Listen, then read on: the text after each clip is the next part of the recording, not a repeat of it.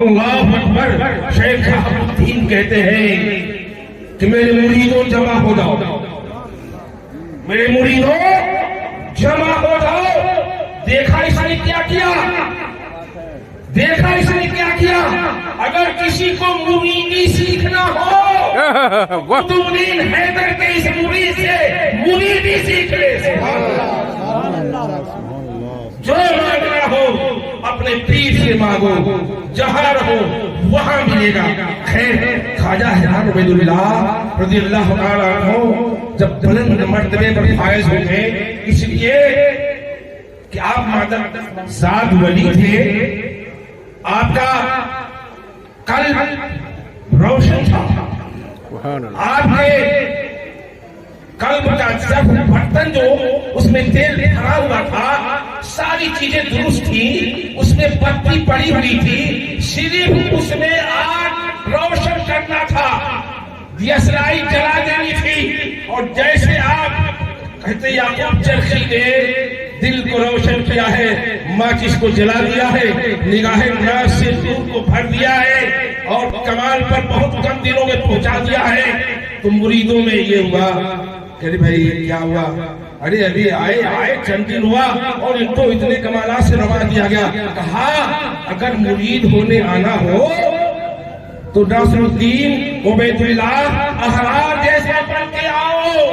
ارے اپنے دل کو درست کر کے آؤ، اپنے برتن اپنے ظرف کو بڑا کر کے آؤ، تیل بتی کے ساتھ آؤ، پیر تو ایک نگاہ ڈالے گا اور روشن کر دے گا۔ واہ واہ واہ واہ، سبحان اللہ سبحان اللہ۔ حضرت خواجہ حیران عبید اللہ رضی اللہ تعالیٰ عنہ آپ تاشقند کی طرف روانہ ہوتے ہیں، اور روانہ ہونے کے بعد کچھ وقت گزرتا ہے،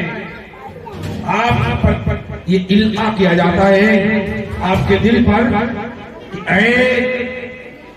احرار عبید اللہ، تم کو تمہاری یہ ڈیوٹی لگائی گئی ہے کہ تم شریعت کو رواج دو، شریعت اور طریقت دونوں کی ترویج تیرے ذمہ ہے۔ تم بادشاہوں پر کمن ڈالو،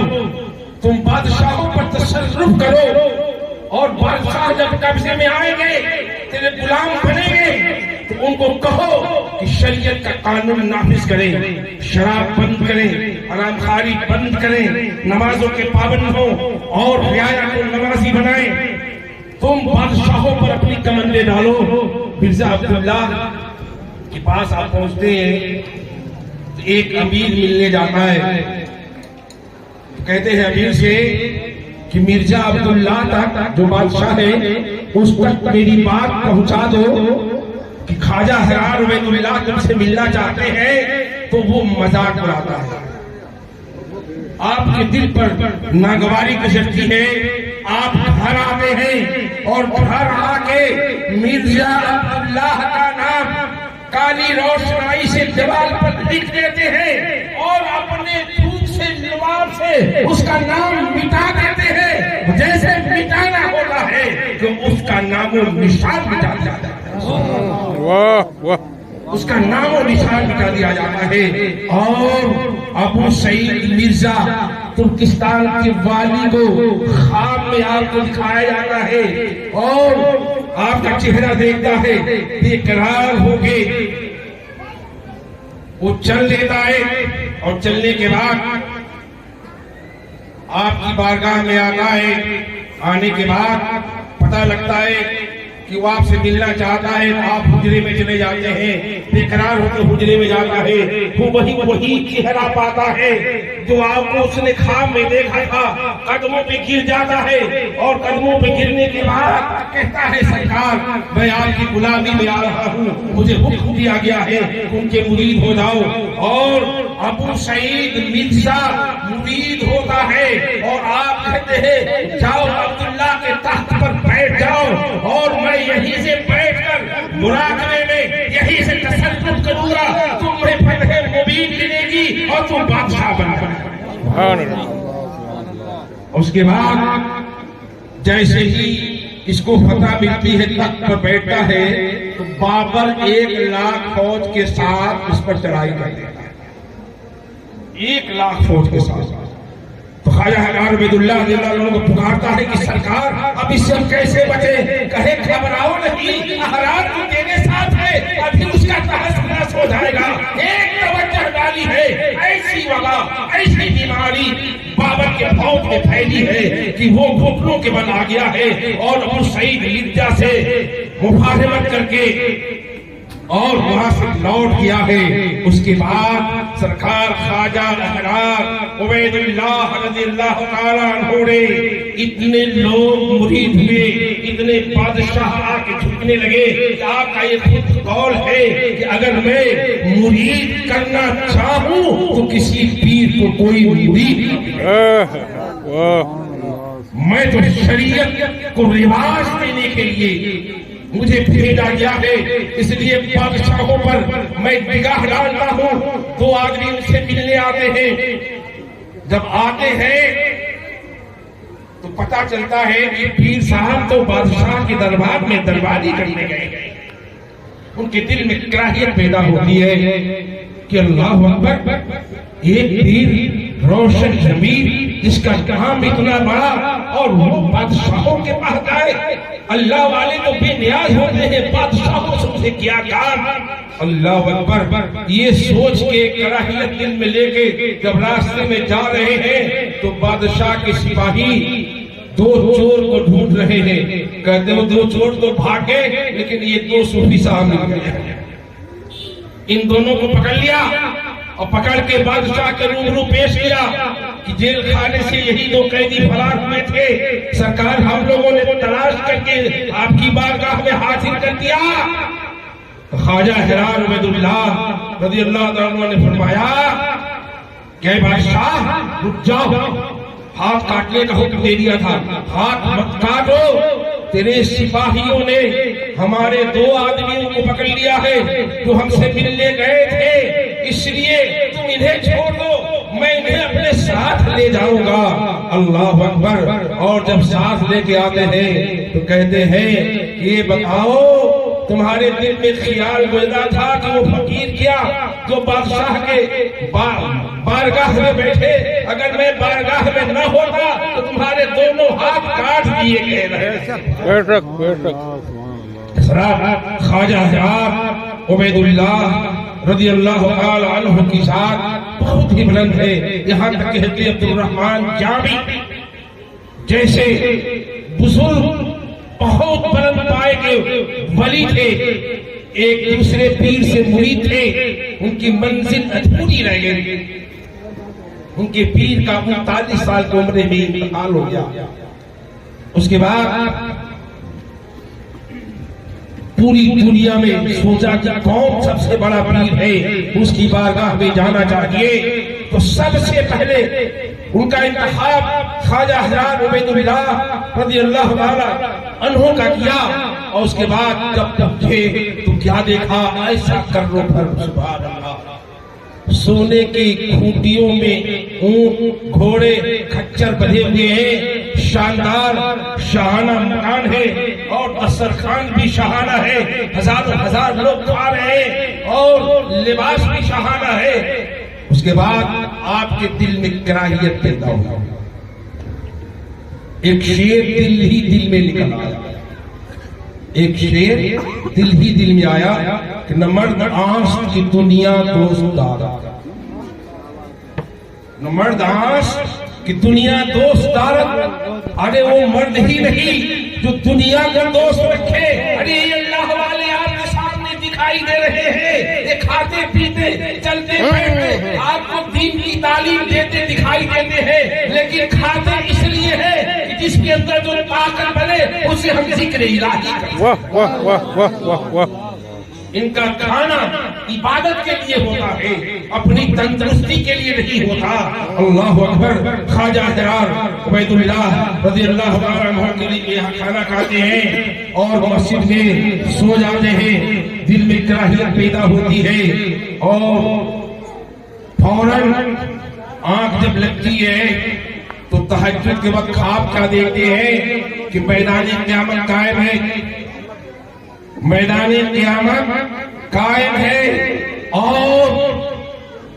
مولانا عبد الرحمن جامی اللہ کے روبرو پیش ہو رہے ہیں اور ایک آدمی دوڑ کے ان کو پکڑتا ہے اور کہتا ہے کہ یہ میرا روپیہ لیے ہوئے ہے، میرا روپیہ ملنا چاہیے، اس کے بعد ہی ان کا حساب و کتاب ہوگا۔ اللہ اکبر۔ سرکار خواجہ حیدر عبید اللہ اسی شہانہ تجھ کو احتساب کے ساتھ میدان قیامت میں جلوہ بار ہوتے ہیں اور کہتے ہیں کہ عبد الرحمن جابی کا کتنا قرضہ ہے۔ اللہ اکبر۔ اپنے پاکے سے نکالتے ہیں اور شخص کو دے دیتے ہیں، اتنے ہی ان کی نیند کھل جاتی ہے۔ سبحان اللہ سبحان اللہ سبحان اور جب نیند کھلتی ہے بیٹھتے ہیں تو تہجد پڑھنے کے لیے سرکار خواجہ حیدر عبید اللہ بھی پہنچ جاتے ہیں۔ سبحان اللہ سبحان اللہ۔ کہتے ہیں کہ تم نے تیرے دل میں کیا شعر آیا تھا؟ وہ تو قدموں پہ گرے جا رہے ہیں، سرکار معاف کر دیجیے، غلطی ہو گئی، خطا ہو گئی۔ نہیں، شعر کیا تھا؟ کہا سرکار کو خیال میں آیا تھا، کہا میں کشمش ڈال لیا ہوں، بتاؤ کیا شعر تھا تم سے پڑھوانا چاہتا ہوں۔ کہا کہ میرے دل میں یہ خیال آیا، یہ شعر آ گیا، ہمارے معاش کی دنیا دوست دارت، تو آپ کہتے ہیں اگر دارت برائے واہ واہ واہ واہ واہ، اگر دارت برائے دوست دارت، اے کامری قیامت کے منزل میں اگر تیرے پاس پیسہ نہیں تھا، اس کا قرضہ نہیں چکا پاتے تو حیدر عبید اللہ نے پڑھ کر تیرے قرض کو چکا دیا ہے۔ اگر دولت نہ ہوتی تو تیرا کام کیسے چلتا؟ اللہ اکبر۔ حضرات سرکار حیدر عبید اللہ رضی اللہ تعالیٰ عنہ کی ذات بہت ہی بلند ہے، اور آپ کو معلوم ہے کہ آپ کی نسبت جو ہم تک پہنچتی ہے، ان کی ایک نسبت ابو العلیہ میں جاتی ہے۔ ان کے دو خلیفہ، ایک جو وہ شیخ ملک فاروقی سرندی مجدد الساجی رضی اللہ تعالیٰ سے ہوتے ہوئے سرکار خواجہ معصوم قیوم اشعری اور خواجہ سیف الدین نور الہدیٰ و نورانی کی بارگاہوں سے ہوتے ہوئے جو میرے سرکار تک جو سلسلہ پہنچا ہے، یہ سلسلہ عالیہ نقشبندیہ مجددیہ خیریہ جو نسبت صدیقیہ ہے، یہ ہم تک پہنچا ہے۔ اور ایک نسبت احراریہ جو آگے